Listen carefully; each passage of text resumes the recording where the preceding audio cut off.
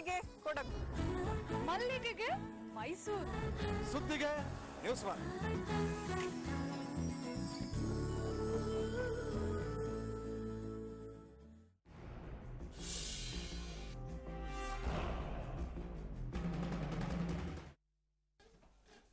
Danger tower ವಿಶೇಷ ಕಾರ್ಯಕ್ರಮಕ್ಕೆ ಮತ್ತೆ ಸ್ವಾಗತ. ನಮ್ಮ ಚರ್ಚೆಯಲ್ಲಿ ಮತ್ತಿಬ್ರು ಜಾಯಿನ್ ಆಗಿದ್ದಾರೆ. ರಾಜೇಶ್ ನಾಯಕ್ ಅವರಿದ್ದಾರೆ. ರಾಜೇಶ್ ನಾಯಕ್ ಅವರೇ ಕಾರ್ಯಕ್ರಮಕ್ಕೆ ಸ್ವಾಗತ. ಹಾಗೆ ಹೊಸಹುಂಡಿ ಗ್ರಾಮಸ್ಥರಾದಂತಹ ರವಿಕುಮಾರ್ ಅವರಿದ್ದಾರೆ. ರವಿಕುಮಾರ್ ಅವರೇ ನಿಮಗೂ ಕೂಡ ಕಾರ್ಯಕ್ರಮಕ್ಕೆ ಸ್ವಾಗತ. ಈಗ ನೀವೆಲ್ಲರೂ ಸೇರಿ ಅಪೋಸ್ ಮಾಡ್ತಾ ಇದ್ದೀರಿ ಮೊಬೈಲ್ ಟವರ್ ಬೇಡ ಅಂತ ಹೇಳಿ. ಸೊ ಯಾವ ರೀತಿ ಹೋರಾಟ ಮಾಡ್ಬೇಕು ಅನ್ಕೊಂಡಿದ್ದೀರಿ ಇನ್ ಮುಂದೆ? ಮೇಡಮ್, ನಮ್ಮದು ಮುಂದಿನ ಹೋರಾಟ ಈಗ ನಿಮ್ಮ ಚಾನಲ್ ಮುಖಾಂತರ ಇಡೀ ಕರ್ನಾಟಕ ಜನತೆ ನೋಡಬೇಕು.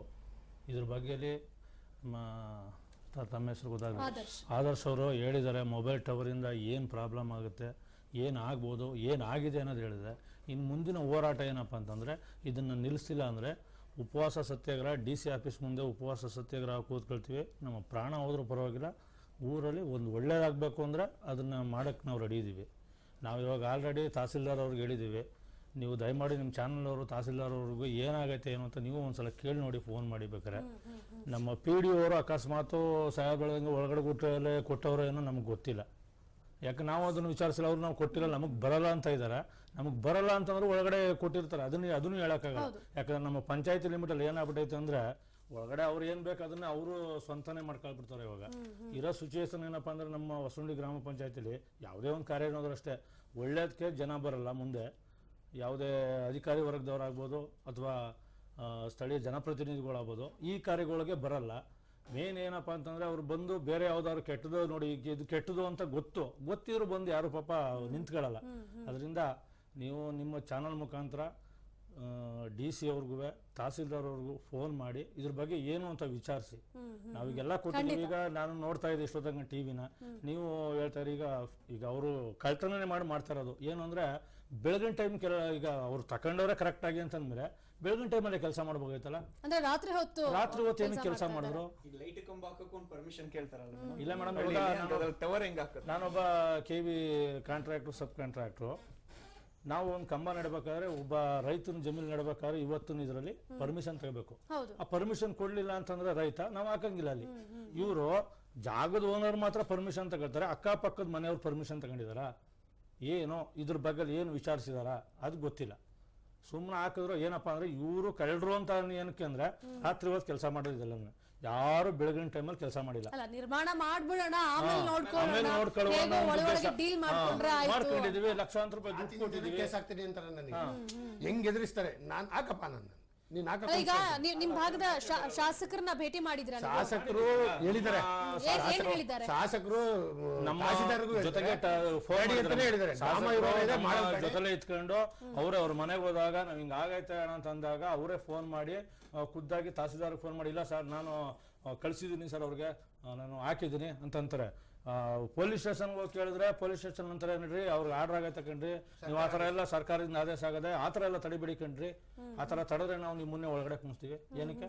ಅಲ್ಲ, ಸರ್ಕಾರ ಹೇಗೆ ಆದೇಶ ಮಾಡಿದೆ, ಗೈಡ್ ಲೈನ್ಸ್ ಫಾಲೋ ಮಾಡಿಲ್ಲ ಅಂತಂದ್ರೆ ಸರ್ಕಾರ ಹೇಗೆ ಪರ್ಮಿಷನ್ ಕೊಡುತ್ತೆ? ಅವರು ಈಗ ಒಬ್ರು ಇನ್ಸ್ಪೆಕ್ಟರ್ ಆಗವ್ರೆ, ಒಬ್ರು ತಹಸೀಲ್ದಾರ್ ಆಗವ್ರೆ ಅಂದ್ರೆ ಓದಂತೆ ಅವರು ತಹಸೀಲ್ದಾರ್ ಇನ್ಸ್ಪೆಕ್ಟರ್ ಆಗಿಲ್ಲ. ಅವರು ಓದಂತೆ ಅದ್ರ ರೂಲ್ಸ್ ಏನಂತ ತಿಳ್ಕೊಂತಾನೆ ಮಾತಾಡ್ಬೇಕು. ಅವರು ಒಂದೇ ಊರು ಜನ ನೀವು ಗಲಾಟೆ ಆಗ್ಬೇಡಿ, ಅವರು ಪಾಪ ಏನೋ ಅವ್ರಿಗೂ ಗೊತ್ತಿಲ್ಲ ಅಂದ್ಬಿಟ್ಟು ಏನೋ ಹಾಕಬಿಟ್ಟವ್ರೆ, ನೀವು ಬನ್ನಿ ಕೂತ್ಕೊಳ್ಳಿ, ಏನಾಯ್ತಾ ನಿನ್ ಟವರ್ ನನ್ ಬಪ್ಪ, ನೀವು ಹೊರಗಡೆ ಅವನು ಅವ್ರ ಊರವ್ರು ಒಂದಾಗಿರ್ಲಿ, ನಿನ್ ನಿಂದ ಏನಾಯ್ತು ಕೊಡು ಅಂದ್ಬಿಟ್ಟು ಅವ್ರಿಗೆ ಗೊತ್ತಿರುತ್ತೆ, ಮಾಡ್ಬೋದಲ್ವ? ಅವರು ಏನಕ್ಕೆ ಮಾಡ್ಲಿಲ್ಲ? ರಾತ್ರಿ ಏನಕ್ಕೆ ಟವರ್ ಹಾಕ್ಸಿದ್ರು? ಬೆಳಗಿನ ಟೈಮಲ್ಲಿ ಕೆಲಸನೇ ಮಾಡಿರಲ್ಲ ಅವರು, ಎಲ್ಲ ರಾತ್ರಿ ಟೈಮ್ ಕೆಲಸ ಮಾಡಿದ್ರು. ರಾತ್ರಿ 11 ಗಂಟೆ ಮೇಲೆ ಕೆಲಸ ಮಾಡೋದು, 11ರಿಂದ ಮಧ್ಯರಾತ್ರಿ 4 ಗಂಟೆ 5 ಗಂಟೆ ತನಕ ಮಾಡಿರೋದು. 5 ಗಂಟೆ ಆದ್ಮೇಲೆ ಕರೆಕ್ಟಾಗಿ ನಮ್ಮ ರೈತರದ್ದು ಏನಪ್ಪಾ ಅಂದ್ರೆ ಮೇನು ಮೇಡಮ್, ಅಲ್ಲಿ ನಿಮ್ಮ ಮೀಡಿಯಾದವರೇ ಬಂದಿದ್ರು, ಸುತ್ತ ಹಸು ಇದೆ ಆಯ್ತಾ, 15 ಅಡಿ ಅಷ್ಟೇ ಡಿಸ್ಟೆನ್ಸ್ ಮನೆಗಳಿವೆ ಆಯ್ತಾ, ಖಾಲಿ ನಿವೇಶನಗಳಿರೋ ಸ್ಕೂಲ್ ಐತೆ, ಅಲ್ಲಿಂದ ಬರೀ 20-22 ಅಡಿ ಅಂತರದಲ್ಲೇ ಸ್ಕೂಲ್ ಐತೆ ಒಂದು. ಇನ್ನೊಂದೇನಪ್ಪ ಅಂದ್ರೆ ಖಾಲಿ ನಿವೇಶನಗಳಿವೆ ಪಕ್ಕದಲ್ಲಿ, ಅಲ್ಲಿ ಮನೆ ನಡೀತದೆ. ಗ್ರಾಮ ಪಂಚಾಯತಿ ಕಾರ್ಯಾಲಯನೂ ಪಕ್ಕದಲ್ಲೇ ಇದೆ ಮೇಡಮ್. ಎಷ್ಟು ಮೇಡಮ್, ಗ್ರಾಮ ಪಂಚಾಯತಿ ಕಾರ್ಯಾಲಯಕ್ಕೆ ಹೋದಕ್ಕೂ 300 ಮೀಟರ್ ಇರ್ಬೋದು ಅಷ್ಟೇ. ಪಕ್ಕದಲ್ಲಿ ring road, main ring road, ವರ್ಣ ಚಾನಲ್, ಇವೆಲ್ಲ ಇದ್ರು ಇವ್ರು ಏನು ಏಕಾಏಕಿ ಬೆಳಗಿನ ಟೈಮಲ್ಲಿ ಕೆಲಸ ಮಾಡೋಂತೆ ರಾತ್ರಿ ಟೈಮಲ್ಲಿ ಕೆಲಸ ಮಾಡಿದ್ರು, ಇದು ಕಳ್ತನ ಮಾಡ್ತಾರದವ್ರು. ಇದಕ್ಕೇನು ಆಗಿಲ್ಲ ನನ್ನ ಪ್ರಕಾರ. ಮತ್ತೆ ಮಾತಾಡ್ತೀನಿ ರಾಜೇಶ್ ಅವ್ರೆ. ನಿಮ್ಮ ರಿಸರ್ಚ್ ಪ್ರಕಾರ ಮೊಬೈಲ್ ಟವರ್ ನಿಂದ ಆಗುವಂತಹ ದುಷ್ಪರಿಣಾಮಗಳು? ಸರ್ ಹೇಳಿದ್ರು ಸ್ಕೂಲ್ ಹತ್ತಿರದಲ್ಲಿದೆ ಅಂತೇಳಿ. ಆಕ್ಚುಲಿ ರಾಜಸ್ಥಾನ್ ಹೈಕೋರ್ಟ್ ಒಂದು ವರದಿ ಮಾಡಿದೆ ಸುಪ್ರೀಂ ಕೋರ್ಟ್ ಇದರಲ್ಲಿ 2010 ಅಲ್ಲಿ BMC ಅಂತೇಳಿ. ಅವ್ರೇನ್ ಮಾಡಿದ್ದಾರೆ ಅಂತ ಹೇಳಿದ್ರೆ ನಮ್ಮ ಇಂಡಿಯಾದಲ್ಲಿ ಟವರ್ನ ಹಾಕ್ಬೇಕಾದ್ರೆ ಸ್ಕೂಲಿಂದ ಮಿನಿಮಮ್ ನಮಗೆ 110 ಮೀಟರ್ಸ್ ದೂರದಲ್ಲಿ ಇರ್ಬೇಕಂತೇಳಿ. ಮಿನಿಮಮ್ ಅದು ಮಿನಿಮಮ್ 110 ಮೀಟರ್ಸ್ ದೂರದಲ್ಲಿ ಇರ್ಬೇಕಂತೇಳಿ ಇದು ಮಾಡಿದೆ. ಅದ್ರ ವರದಿ ಇದೆ ಇಲ್ಲಿ ನನ್ನ ಹತ್ರ, ಅದ್ರ ಕಾಪಿ ಇದೆ. ಮತ್ತೆ ಮನೆಯಿಂದ 35 ಮೀಟರ್ಸ್ ದೂರದಲ್ಲಿ ಇರಬೇಕು, 35 ಮೀಟರ್ಸ್ ದೂರದಲ್ಲಿ ಇರಬೇಕು. ಹಾಸ್ಪಿಟಲ್ ಇಂದ 45 ಮೀಟರ್ಸ್ ದೂರದಲ್ಲಿ ಇರಬೇಕು. ಬಟ್ ಇಲ್ಲಿ ಏನಾಗ್ತಾ ಇದೆ ಅಂತ ಹೇಳಿದ್ರೆ ಹತ್ರದಲ್ಲ ಇದು ಮಾಡ್ಕೊಟ್ಟಿದ್ದಾರೆ. ಇವನ್ ಅವ್ರು ಹೇಳಿರೋ ಪ್ರಕಾರ ಗೌರ್ಮೆಂಟ್ ಅವ್ರಿಗೆ ಪರ್ಮಿಷನ್ ಕೊಟ್ಟಿದೆ ಅಂತ ಹೇಳಿದ್ರೆ ಸರ್ ಹೇಳ್ದಂಗೆ ರಾತ್ರಿ ಟೈಮ್ ಏನಕ್ಕೆ ಹಾಕ್ಬೇಕು, ಬೆಳಗ್ಗೆ ಟೈಮ್ ಹಾಕ್ಬೋದಲ್ಲ. ಹೈಟ್ ಇರಬೇಕು, ಎಫೆಕ್ಟ್ ಮಾಡಬಾರದು, ರೇಡಿಯೇಷನ್ಸ್ ಅಲ್ಲಿ ಕೆಳಗಡೆ ಇರುವಂತಹ ಜನರಿಗೆ ತೊಂದರೆ ಮಾಡಬಾರ್ದು ಅಥವಾ ಜಾನುವಾರುಗಳಿಗೆ ಇದರಿಂದ ಅಪಾಯ ಆಗಬಾರ್ದು, ಪಕ್ಷಿ ಸಂಕುಲ ಉಳ್ಕೊಳ್ಬೇಕು ಅಂತಂದ್ರೆ ಹೈಟ್ ಎಷ್ಟಿರ್ಬೇಕು? ಹೈಟ್ ಅದು ರೇಡಿಯಸ್ ಫ್ರೀಕ್ವೆನ್ಸಿ ಏನ್ ಮಾಡ್ತಾರೆ ಅದ್ರ ಮೇಲೆ ಹೋಗುತ್ತೆ. ಅವ್ರು ಏನು ಪರ್ಮಿಷನ್ ತಗೊಂಡಿರ್ತಾರೆ ಅದ್ರ ಮೇಲೆ ಅವ್ರ ಹೈಟ್ ಇದು ಮಾಡ್ಬೇಕಂತೇಳಿ ಕೂಡ ಕೊಟ್ಟಿದ್ದಾರೆ. ಓಕೆ, ಆಗ್ಲೇ ರಮೇಶ್ ಸರ್ ಹೇಳ್ತಾ ಇದ್ರು ಅಂದ್ರೆ ಅದ್ ಎಷ್ಟು ಹೈಟ್ ಹೋಗುತ್ತೆ ಟವರ್ ಅನ್ನೋದ್ರ ಮೇಲೆ ಅದ್ರ ಎಫೆಕ್ಟ್ ಅವಲಂಬಿತ ಆಗುತ್ತೆ. ಆಕ್ಚುಲಿ ಇನ್ನೊಂದು ಮೈನ್ ಪಾಯಿಂಟ್ ಏನಂದ್ರೆ ಮೇಡಮ್, ಇದು ವೆರಿ ಸಿಂಪಲ್ ಸೊಲ್ಯೂಷನ್ ಇವ್ರದ್ದು. ಇವ್ರಿಗೆ ಆಕ್ಚುಲಿ ಟವರ್ ಬೇಡ ಅಂತಲ್ಲ ಇವ್ರ ಕಂಡೀಷನ್. ಟವರ್ ಬೇಕು, ಊರಲ್ಲಿ ಹಾಕ್ಬೇಕು, ಊರಿಂದ ಹೊರಗಡೆ problem. Very simple solution. So ಊರವ್ರು ಗಲಾಟೆ ಮಾಡೋದು, ಪೊಲೀಸ್ ಮೊಬೈಲ್ ಎಲ್ಲರೂ ಯೂಸ್ ಮಾಡ್ತಾರೆ, ನೆಟ್ವರ್ಕ್ ಸ್ಟ್ರೆಂತ್ ಬೇಕೇ ಬೇಕು, ಟವರ್ ಬೇಕೇ ಬೇಕು. ಮೇಡಮ್ ನಮ್ಮ ಊರ್ ಸುತ್ತ ಹೇಳ್ತೀನಿ ಕೇಳಿ, 1.5 ಕಿಲೋಮೀಟರ್ ಅರ್ಜುನ ಐತೆ, ಅರ್ಜುನ ಟವರ್ ಐತೆ, APMC ಟವರ್ ಐತೆ. ಒಂದು ಈ ಕಡೆಯಿಂದ ಒಂದು 500-600 ಮೀಟರ್ಸ್ ಅಷ್ಟೇ ಅಲ್ಲಿ APMC ಟವರ್ ಐತೆ, ಅರ್ಜುನ ಟವರ್ ಐತೆ. ಉತ್ತನಳ್ಳಿ ದೇವಸ್ಥಾನ ಬರೀ 1.5 ಕಿಲೋಮೀಟರ್ ಅಷ್ಟೇ, 1.5 ಕಿಲೋಮೀಟರ್ ಬೆಟ್. ಅದು ಎತ್ತರ ಪ್ರದೇಶದಲ್ಲಿ ಇರೋದು ಸರ್. ಅದುವೇ ಎತ್ತರ ಪ್ರದೇಶದಲ್ಲೂ ಆಲ್ರೆಡಿ ಇದೆ ಟವರ್, ಸುತ್ತ ಟವರ್ ಇದೆ. ಏರ್ಪೋರ್ಟ್ ಹತ್ರ ಏರ್ಪೋರ್ಟ್ ಇದೆ ಮೇಡಮ್, ಪಕ್ಕದಲ್ಲಿ ಏರ್ಪೋರ್ಟ್ ಎಷ್ಟೋ 2 ಕಿಲೋಮೀಟರ್ಸ್ ಆಗ್ಬೋದು ಅಷ್ಟೇ. ಅಲ್ಲಿ ಏರ್ಪೋರ್ಟ್ ಹತ್ರನೂ ಈಗ ಆಲ್ರೆಡಿ ಟವರ್ ಆಗೈತೆ. ಈಗ ಆದಷ್ಟು ಸುತ್ತಮುತ್ತ 3-4 ಟವರ್ ಇದ್ದ ಮೇಲೆ ಮತ್ತೊಂದು ಟವರ್ ನಿರ್ಮಾಣ ಮಾಡೋ ಅವಶ್ಯಕತೆ ಏನಿರುತ್ತೆ? ಮತ್ತೆ ಇನ್ನೊಂದು ಏನಾಗುತ್ತೆ ಅಂದ್ರೆ ಪ್ರೈವೇಟ್ ಟವರ್ಸ್ ಕಂಪ್ನಿಗಳು ಬೇರೆ ಇದೆ, ಟವರ್ ಹಾಕೋರು ಬೇರೆ, ಸ್ಟ್ರಕ್ಚರ್ ಹಾಕೋದು ಬೇರೆ, ಅದನ್ನ ರೆಂಟ್ ತಗೊಳ್ಳೋರು ಬೇರೆ ಇರ್ತಾರೆ. ಅದು ಒಂದೊಂದು ಕಂಪ್ನಿದು ಒಂದೊಂದು ಹೈಟ್ ಮೇಂಟೆನೆನ್ಸ್ ಇರುತ್ತೆ. ಈಗ ಎಕ್ಸಾಂಪಲ್ ನೀವು ನೋಡಿ BSNL ಟವರ್ದೇ ಒಂಥರ ಗೈಡ್ ಲೈನ್ಸ್ ಇದೆ. ಸೊ ಅವ್ರದ್ದು ಆಲ್ಮೋಸ್ಟ್ ಆಲ್ ತುಂಬಾ ಹೈಟ್ ಮೇಂಟೈನ್ ಮಾಡ್ತಾರೆ. ಕರೆಕ್ಟ್. ಓಕೆ, ಮತ್ತೆ ಅವ್ರದ್ದು ಒಂದೇ ಕಂಪ್ನಿ ಟೈ ಅಪ್ ಆಗಲ್ಲ. ಸೊ ಈ ಪ್ರೈವೇಟ್ ಟವರ್ಸ್ ಗಳು ಏನಂದ್ರೆ ಇವ್ರು ಒಂದ್ಸಲಿ ಊರಲ್ಲಿ ಟವರ್ ಹಾಕ್ತಾರೆ, ಇವ್ರು ಗೊತ್ತಿಲ್ದಂಗೆ ಫ್ರೀಕ್ವೆನ್ಸಿ ಎಷ್ಟಾದ್ರೂ ಸ್ಪೀಡ್ ಮಾಡ್ತಾರೆ, ಎಷ್ಟಾದ್ರೂ ಡೌನ್ ಮಾಡ್ತಾರೆ. ಹೆಂಗಾಗಿದೆ ಅಂದ್ರೆ ಕ್ಲಿಯರ್ ಏನಂದ್ರೆ ನಿಮ್ಗೆ ಇದೊಂಥರ ದೇವ್ರ ಇದ್ದಂಗೆ ರೇಡಿಯೇಷನ್ ಕಣ್ಣು ಕಾಣಲ್ಲ. ಆಕ್ಚುಲಿ ಕೋಪ ಬಂದಾಗ ನಮ್ಗೆ ಕೆಟ್ಟದಾಗ ಏನ್ ಬೈಕೊಂತೀವಿ. ಇನ್ನೊಂದು ಬೆಳಗ್ಗೆ ಆದಕ್ಕೆ ತೊಪ್ಪೆ ಸುರಿಬೇಕು ರೈತರು, ಹಾಲು ಡೈರಿಗೆ ಹಾಲು ಬಿಡಬೇಕು. ನಮ್ ಜನಗಳ ಕಷ್ಟ ಅಲ್ಲಿ ಹುಲ್ಗೆ ಹೋಗ್ಬೇಕು, ಮತ್ತೆ ದನ ತಿಂಡಿ ಹುಲ್ಲು ಹಾಕ್ಬೇಕು, ಸಂಜೆ ಹುಲ್ಲು ತರಬೇಕು, ಮತ್ತೆ ಹಾಲು ಕರಿಬೇಕು. ಅವ್ರಿಗೆ ಅದೇ ಕಷ್ಟ ಆಗಿದೆ. ಇವ್ರಿಗೆ ಏನ್ ಮಾಡ್ತಾರೆ ಅವ್ರಿಗೆ ಅದು ಪ್ರತಿಭಟನೆ ಗೊತ್ತಾಯ್ತು. ಈಗ ರಾಜೇಶ್ ಅವ್ರೆ, ಏನೋ ತಿಳಿದವರು ವಿದ್ಯಾವಂತರು ಗ್ರಾಮದಲ್ಲಿ ಪ್ರತಿಭಟನೆ ಮಾಡ್ತಾ ಇದ್ದಾರೆ, ಟವರ್ ಬೇಡ ಅಂತ ಹೇಳ್ತಾ ಇದ್ದಾರೆ, ಯಾಕಂದ್ರೆ ಅದ್ರ ದುಷ್ಪರಿಣಾಮಗಳ ಬಗ್ಗೆ ಅವ್ರಿಗೆ ಅರಿವಿದೆ. ಸೊ ನೀವು ಕೂಡ ಸಾಕಷ್ಟು ವರ್ಷಗಳಿಂದ ಇದ್ರ ಬಗ್ಗೆ ಜಾಗೃತಿ ಮೂಡಿಸ್ತಾ ಇದ್ದೀರಿ. ಇವ್ರ ಬೆಂಬಲಕ್ಕೆ ನೀವು ಹೇಗ್ ನಿಲ್ತೀರಿ? ಖಂಡಿತ ನಿಲ್ತೀವಿ ಮೇಡಮ್.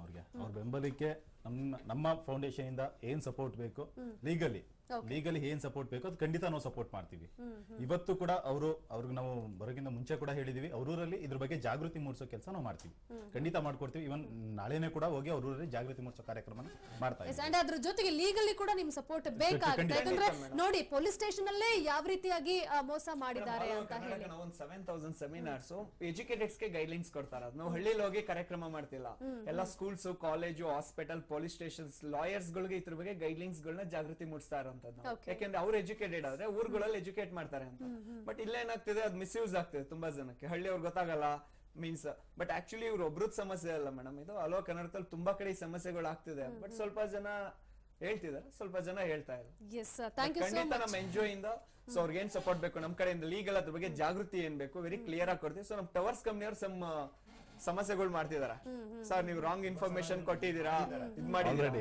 ಸೊ ಖಂಡಿತ ನಾವು ಯಾವ್ದಕ್ಕೂ ಎದುರಿಲ್ಲ, ನಮ್ ಸಪೋರ್ಟ್ ಇದೆ. ಮತ್ತೆ ನಿಮ್ ಮಾಧ್ಯಮದವ್ರ ಮುಖಾಂತರ ನಮ್ ಸಪೋರ್ಟ್ ಇದೆ. ನಾಗರಾಜ್ ಅವ್ರು ಏನ್ ಹೇಳಕ್ ಬಯಸ್ತೀರಿ ಕೊನೆದಾಗಿ? ನಾವು ಇವಾಗ ತಹಸೀಲ್ದಾರ್ ಮಾನ್ಯ ಜಿಲ್ಲಾಧಿಕಾರಿಗಳು ಈ ಕೂಡಲೇ ಅವ್ರದ್ದು ಅನುಮತಿ ಕೊಟ್ಟಿಲ್ಲ, ನಾವು ಉಗ್ರ ಪ್ರತಿಭಟನೆ ಮಾಡ್ತೀವಿ. ಒಟ್ಟು ಯಾವುದೇ ಕಾರಣದಲ್ಲಿ ಟವರ್ ನಿರ್ಮಾಣ ಆಗೋದಕ್ಕೆ ನೀವು ಬಿಡೋದಿಲ್ಲ. ಗ್ರಾಮದಿಂದ ಹೊರಭಾಗದಲ್ಲಿ ಏನಾದ್ರೂ ಮಾಡ್ಕೊಳ್ಳಿ, ಬೇಡ ಒಂದ್ ಸ್ವಲ್ಪ ದೂರ ಇರ್ಲಿ. ನಮ್ಮ ಗ್ರಾಮಕ್ಕೆ ಎಲ್ಲಾರ್ಗು ಹೆಲ್ತ್ ಎಲ್ಲಾ ದೃಷ್ಟಿಯಿಂದ ಮಕ್ಕಳು ಪ್ರಾಣಿಗಳು ಹಸು ಎಲ್ಲ ಹೆಲ್ತ್ಗೆ ನಮಗೆ ಬೇಡ ಅಂತಲ್ಲ ದೂರ ಇರ್ಲಿ. ನಮ್ಗೆ ಅಲ್ಲಿ ನೆಟ್ವರ್ಕ್ ತುಂಬಾ ಇದೆ ಮೇಡಮ್, ತುಂಬಾ ಇದೆ, ಸಾಕು ನಮ್ಗೆ. ಇವಾಗಲೇ 70 ವರ್ಷಕ್ಕೆ ಬಂದ್ಬಿಡ್ತಾವೆ, ಇನ್ನೇನ್ 30-40 ವರ್ಷಕ್ಕೆ ಸಾಕು. ನಮ್ಗೆ ಮೊಬೈಲ್ ಒನ್ ಅವರ್ ಮಾತಾಡೋಕೆ ತಲೆನೋವು ಬರ್ತಾ ಇದು ಟವರ್ ಇಂದ ಎಷ್ಟು ದುಷ್ಪರಿಣಾಮ. ಥ್ಯಾಂಕ್ ಯು ಸೋ ಮಚ್ ನಿಮ್ಮೆಲ್ಲರಿಗೂ ಕೂಡ ಇಷ್ಟೊತ್ತು ನಮ್ಮ ಕಾರ್ಯಕ್ರಮದಲ್ಲಿ ಜಾಯಿನ್ ಆಗಿದ್ದಕ್ಕೆ. ಹೊಸಹುಂಡಿ ಗ್ರಾಮದಲ್ಲಿ ಟವರ್ ನಿರ್ಮಾಣ ಮಾಡಲಾಗ್ತಾ ಇದೆ. ಏರ್ಟೆಲ್ ಕಂಪನಿಯ ಟವರ್ ಇದು ಅಂತ ಹೇಳಲಾಗ್ತಾ ಇದೆ. ಆದ್ರೆ ಟವರ್ ನಮಗೆ ಬೇಡ, ಅದರಿಂದ ಯಾಕಂದ್ರೆ ಗ್ರಾಮದ ಮಧ್ಯಭಾಗದಲ್ಲಿ ಟವರ್ ನಿರ್ಮಾಣ ಮಾಡ್ತಿದ್ದಾರೆ, ಇದರಿಂದ ಸಾಕಷ್ಟು ದುಷ್ಪರಿಣಾಮಗಳಾಗತ್ವೆ. ಹಾಗಾಗಿ ಯಾವುದೇ ಕಾರಣಕ್ಕೂ ಇಲ್ಲಿ ಟವರ್ ನಿರ್ಮಾಣ ಆಗೋದಕ್ಕೆ ನಾವು ಬಿಡೋದಿಲ್ಲ ಅಂತ ಹೇಳ್ತಾ ಇದ್ದಾರೆ. ನೋಡೋಣ ಮುಂದೆ ಏನಾಗುತ್ತೆ, ಗ್ರಾಮದಲ್ಲಿ ಟವರ್ ನಿರ್ಮಾಣ ಆಗುತ್ತಾ ಇಲ್ವಾ ಅನ್ನೋದನ್ನ ಕಾದ್ ನೋಡೋಣ. ಇದು ಈ ಹೊತ್ತಿನ ವಿಶೇಷ. ನೋಡ್ತಾ ಇದ್ದೀವಿ ನ್ಯೂಸ್ 1 ಕನ್ನಡ, ಇದು ನಿಮ್ಮ ಚಾನೆಲ್.